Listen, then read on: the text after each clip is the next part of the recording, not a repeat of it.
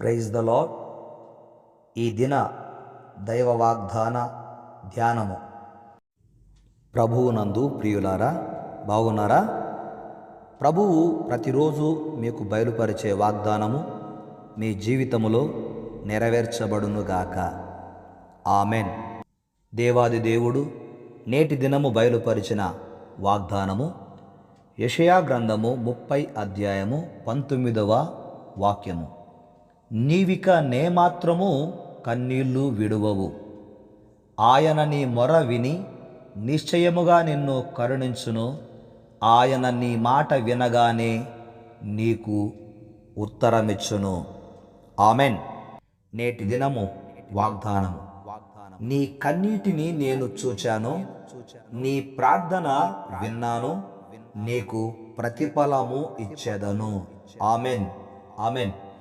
క్రీస్తునందు ప్రియమైన వారలరా, ఆ దేవాది దేవుడు సృష్టికర్త అయినటువంటి ఆ ప్రభువు తన ప్రజలైనటువంటి ఇశ్రాయేలీయులకు ఆయన ఇచ్చిన వాగ్దానము. సియోనులో యెరూషలేములోనే ఒక జనము కాపురముండును. జనమా, నీవిక నేమాత్రము కన్నీళ్లు విడువవు, ఆయన నీ మొర విని నిశ్చయముగా నిన్ను కరుణించును, ఆయన నీ మాట వినగానే నీకు ఉత్తరమిచ్చును. యెషయా గ్రంథం 30 అధ్యాయం 19వ వచనంలో ఒక 4 ప్రాముఖ్యమైన విషయాలు దేవుడు వాగ్దానముగా తన ప్రజలకు ఇచ్చాడు. తన ప్రజలు అంటే నాటి ఇశ్రాయేలీయులు మాత్రమే కాదు, నేటి రోజులలో యేసుక్రీస్తు రక్తములో కడగబడి యేసుక్రీస్తు స్వాస్థ్యముగా పిలువబడుతున్నటువంటి నీవే. సియోనులో అంటే సంఘము, యెరూషలేము అంటే దేవుని నివాస స్థానము. గనుక దేవాది దేవుడు తన సంఘములో తన సన్నిధిలో నివసించేటటువంటి జనాంగానికి తన ప్రజలకు ఇచ్చిన వాగ్దానము. ఈ 19వ వచనంలో 4 విషయాలు ఉన్నాయి. 1, నీవిక నేమాత్రము కన్నీళ్లు విడువవు. 2, ఆయన నీ మొర విన్నాడు.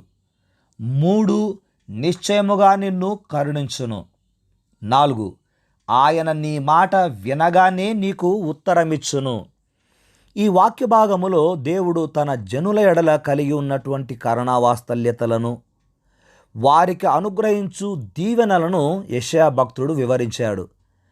దేవుడు తన ప్రజలపై దయచూపవలనని, కరుణించవలనని ఆశిస్తూ ఉన్నాడు. యెరూషలేములో నివసించు జనము కన్నీళ్లు విడవవలసిన పని ఉండదు అని ప్రభు జ్ఞాపకం చేస్తూ ఉన్నాడు. క్రీస్తునందు ప్రియమైన కుమారుడా, కుమార్తె, ఒకవేళ నీవు కన్నీరు విడిచి దేవుని సన్నిధిలో ప్రార్థించుచున్నట్లయితే ఆ దేవుడు నీ కన్నీటి ప్రార్థన విన్నాడు, నీ మొరను విన్నాడు. ఆయన నిశ్చయముగా నిన్ను కరుణించబోతున్నాడు. నీ మాట వినగానే నీకు ఆయన ఉత్తరమివ్వబోతున్నాడు.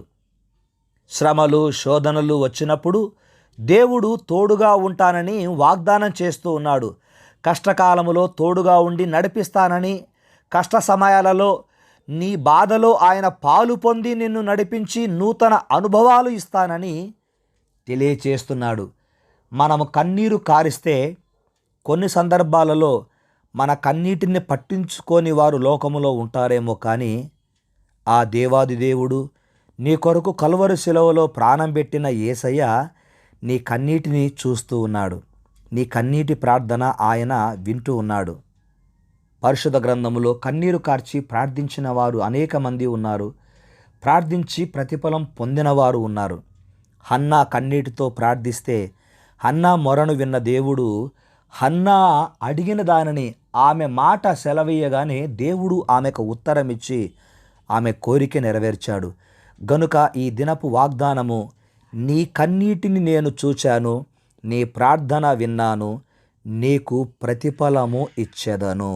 ఆమెన్. నీ కన్నీటి ప్రార్థనకు అతి త్వరలోనే జవాబు ప్రభువు ఇవ్వబోతున్నాడు. అట్టి కృప దేవుణ్ణి నీకు దయచేయునుగాక. ఆమెన్. ప్రార్థన. పరిశుద్ధుడైన నా తండ్రి, యేసుక్రీస్తు నామమున నాయనా, మీరు చేసిన వాగ్దానము ఎంతో గొప్పది. అది మాకు ఎంతో విలువైనది. కన్నీటిని చూచే దేవుడవు, ప్రార్థన వినే దేవుడవు, ప్రతిఫలమిచ్చే దేవుడవు. నా తండ్రి, ఈ వాగ్దానము పొందుతూ ఉన్న మా ప్రియ ఆత్మీయ బిడ్డల జీవితాలలో నాయనా వారి కన్నీటిని నాట్యముగా మార్చి, వారి దుఃఖమును సంతోషముగా మార్చి, వారి ప్రార్థనలకు ప్రతిఫలము ఇస్తాను అని చేసిన వాగ్దానము యేసు నామమున అతి త్వరలో నెరవేర్చబడునుగాక. మీకే వందనాలు, స్తుతులు చెల్లిస్తూ, సర్వశక్తిమంతుడా, యెరూషలేములోనే అని సెలవిచ్చావు, సియోనులో అన్నావు. సియోను అనగా సంఘము. దేవా, మీకు వందనాలు.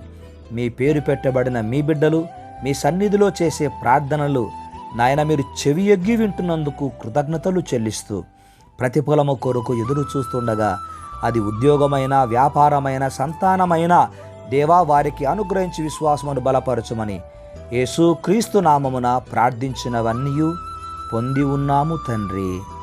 Amen, amen. దేవుని కృప ఇప్పుడు ఎల్లప్పుడు సదా తోడై ఉండి నడిపించును గాక. ఆమెన్.